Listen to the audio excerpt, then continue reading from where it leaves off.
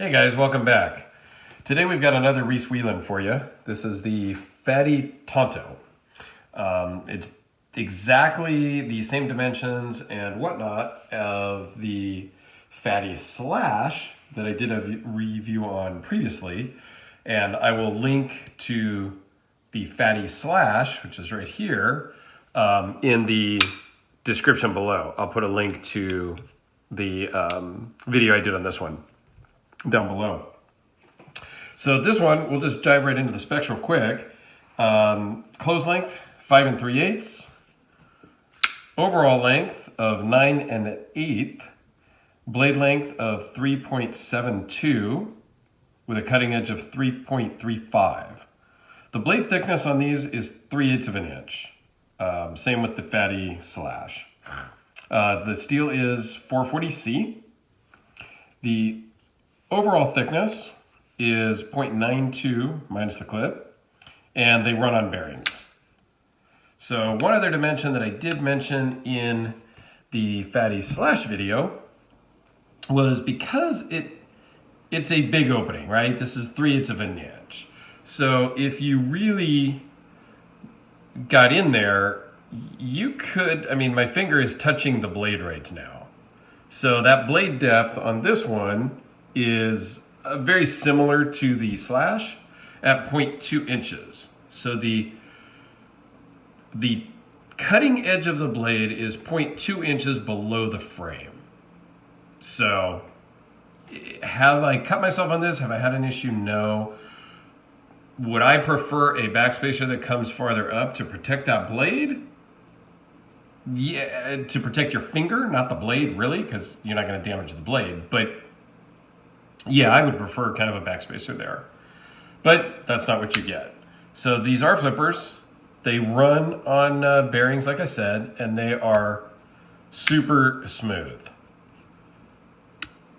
Partially because of the weight of the blade.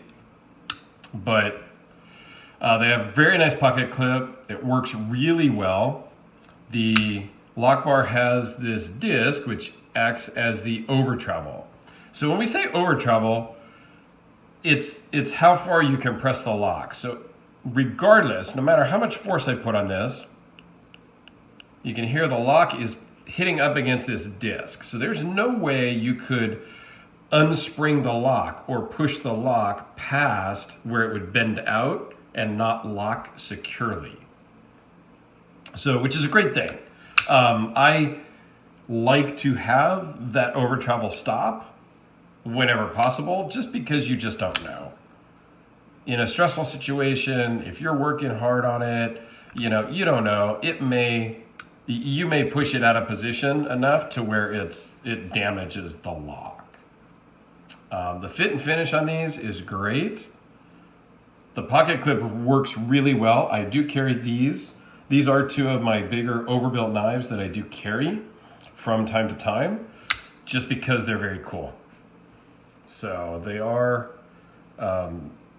just well built, handmade, each and every one by Reese himself in his small little shop. They both do have a lanyard hole, and the lanyard hole is cool because it's fully embedded in the backspacer. So there's no way you could cut the lanyard with the blade or anything like that. The clip is really nice, works really well.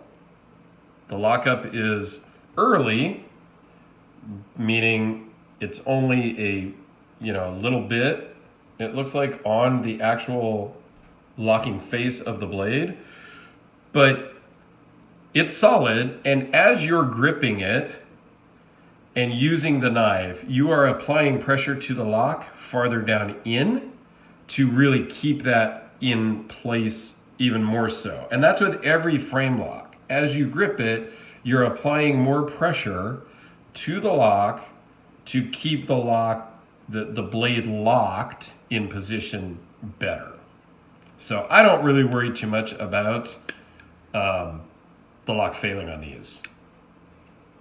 And you're not going to maybe use this as hard use banging and stuff. Let's see how the lockup compares to each other. On the Tanto on the right, it locks up a little earlier than the slash on the left. But similar. The bearings on this one is much looser. I could tighten the pivot up a little bit because that's pretty loose. But Reese Weiland does some excellent work. The fit and finish is great. You can do inlays. He's still making these. You can contact him directly and he can make pretty much anything you want out of any type of materials that you want. He does do some Damascus ones and stuff like that as well. So I just wanted to kind of show this. We'll do a couple of little size comparisons here for you because we don't want to forget about that. Your Sharpie is basically the same size as the handle, which is titanium scales. I always forget to mention that. Since I have the Spyderco Tenacious out still, it dwarfs that by a lot. The Steelcraft Todd Big Field Marshal, roughly the same length, but much thinner. And then the Chris Reese Abenza, because I seem to pull that out for most all of the knife comparisons. Why not, right? The Reese is a little bit longer, but much bigger, of course, in every other dimension. Did I mention the weight? I'm not sure if I did. I have it written down here in my notes, but it's 14.3 ounces. Roughly same size as the slash, weight as the slash. I think it was just a point something ounces different, just because of the blade shape is a little different. So even both side by side here, so you can see basically the same exact blades, just shaped and ground differently. Both hollow ground.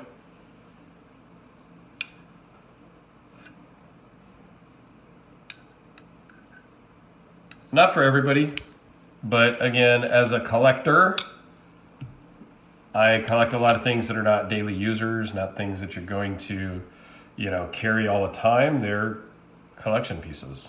So anyway, thanks for watching. Leave a comment down below what your thoughts are on the big overbuilt, crazy knives, just because I'm always curious what the general consensus is.